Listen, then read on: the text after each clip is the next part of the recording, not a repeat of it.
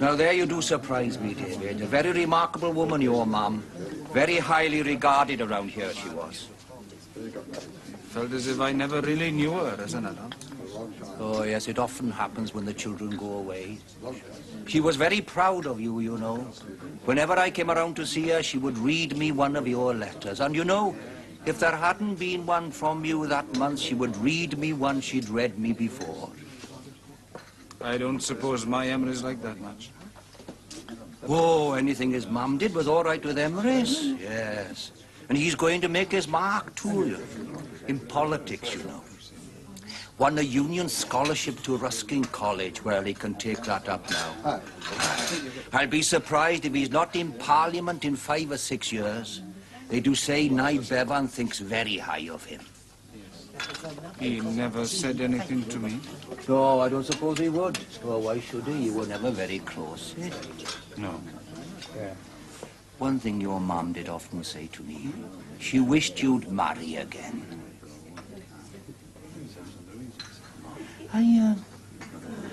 I never met your wife, did I, David? No. I think you would have liked it. Yes, yes.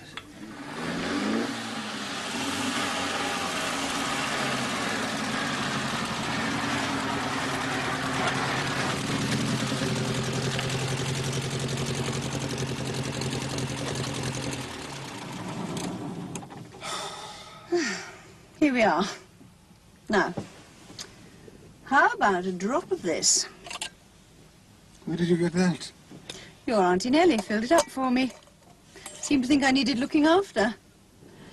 There's thin you are, my lovely, like a little whippet.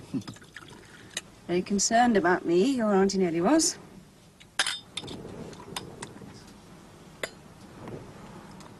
Thanks for coming, Chris. I don't think I could have coped with it all without you there. Oh, come on. I'm the one who can't cope with things. You're the one who gets leaned on. Not this time. Every time I go back home, I either feel completely cut off from everything or else like a guilty little boy. That's a strange thing to say. Well, I've done my growing up somewhere else. I feel as if they won't have that. I should have stayed. I should have grown up there. I feel as if I've done them wrong. Now your mum is not there to tell you it's all right, to make you better. Yes. Stupid, isn't it? I can't tell you what is right to feel. I can't be your mum, David. No. What can you be to me, Chris? A friend, I hope. For always. I'm not sure about anything else. I didn't tell you what happened about Rowley, did I? When I saw him in Canada, he was still refusing to divorce. He kept pretending he wanted a reconciliation. I knew he was having an affair with a woman at the university, so in the end I went to a private detective, had them followed and faced him with the evidence. He tried to bluster and he just caved in. The whole thing was so disgusting and pathetic and sordid. It's all over, Chris? You're free? Yes. But don't you see, I started out in love with Rowley. It all finished in such a mess. So I certainly don't want to rush into marriage again. I don't feel I can trust my own feelings anymore. Chris, it's not going to be enough for me just to be your friend. It wouldn't work, David. It wouldn't be fair on either of us. There are so many other things I want. None of them fit in with you. Chris, And don't tell me that you'd leave Bamfylde. I think you've done the right thing with your life.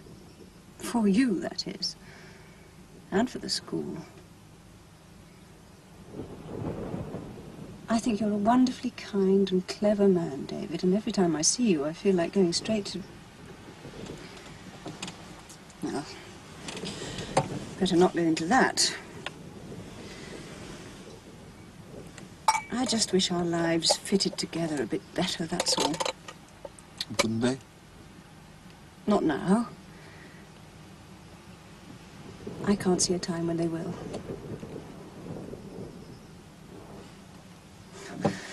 David, I do think it's wonderful what you've done for Ulrich. Makes me so happy to see him now.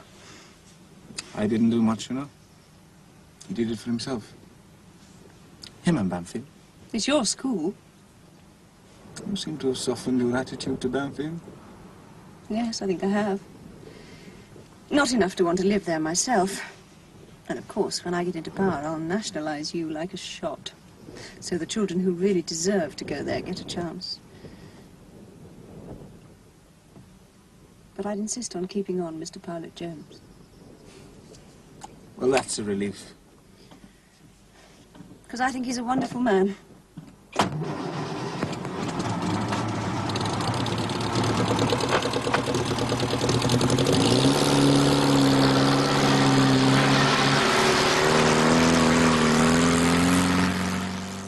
You're telling me you want to start the building program now, as well as modernize the present accommodation? Well, actually, we're thinking of something on an even larger scale, Sir Rufus. Huh? A prep department. Prep department? A prep school within Bamfylde itself. We'd have very few rivals in the West Country. If I might put a word in every economic depression, you'll always find a few firms who forge ahead and prosper. They profit through others' timidity, and I see no reason why Bamfylde shouldn't prosper in the same way. Exactly. Good man, Garside. My goodness me, Mary Stopes has got a lot to answer for. Who? Mary Stopes and her family planning. There's not a lot of little boys about these days. Let's get our fair share into Bamfylde, eh? It seems you're asking me to be a gambler. I've never been a gambler. But I must say, I find your positive attitude very refreshing. How long will it take you to prepare a detailed proposal, PJ? He's going to come round, David. Ellie, Sir Rufus is going to come round. Oh, good. You mark my words, in 10 days' time, the governors will be voting the school at 10,000 overdraft. Really? As much as that? Oh, at least. New buildings and a prep school. Oh, isn't it exhilarating? What do you think about all this high finance, David? Well, it's all a bit frightening. Oh, there's nothing frightening about money. It's there to be used. My father went through £40,000 before he was 30 years old. Really? It was easily done at the races and great fun, apparently. Although it did lower my marriage prospects, I had to marry a younger son. No need to look at me like that, David. I was a younger son once. And I'll tell you why you're so disturbed by all this money talk. Oh, why is that then? Because you find it absolutely fascinating. You love it, man, and that's quite all right. A headmaster must be a businessman. There's nothing wrong with that, providing you're proud of your product. Of course not. We want as many little boys into our prep school as we can possibly get, because we're going to give them the best education they can get anywhere in the world. It's as simple as that, is it? Of course it is. And I hope you noticed my masterstroke, Mary Stopes and the family planning, eh? I told Sir Rufus about Mary Stopes, Ellie. I'm sure that's what did the trick. Oh, Sir Rufus has never heard of Mary Stopes. No, but he didn't much like the sound of her, did he,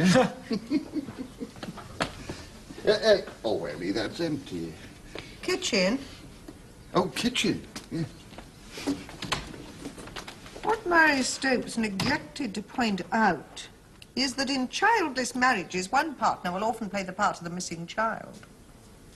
That's strange. I've never thought of yours as a childless marriage. No, of course you haven't. Nobody ever does.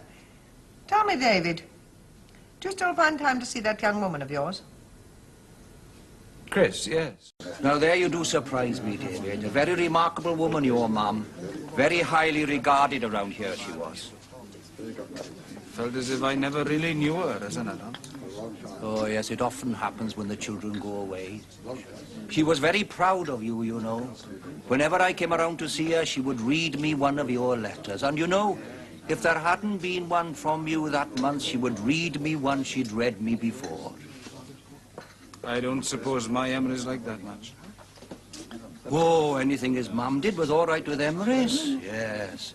And he's going to make his mark, too, in politics, you know. Won a union scholarship to Ruskin College. Well, he can take that up now. I'll be surprised if he's not in Parliament in 5 or 6 years. They do say Nye Bevan thinks very high of him. He never said anything to me. No, I don't suppose he would. Well, why should he? You were never very close. Eh? No. Yeah. One thing your mum did often say to me, she wished you'd marry again.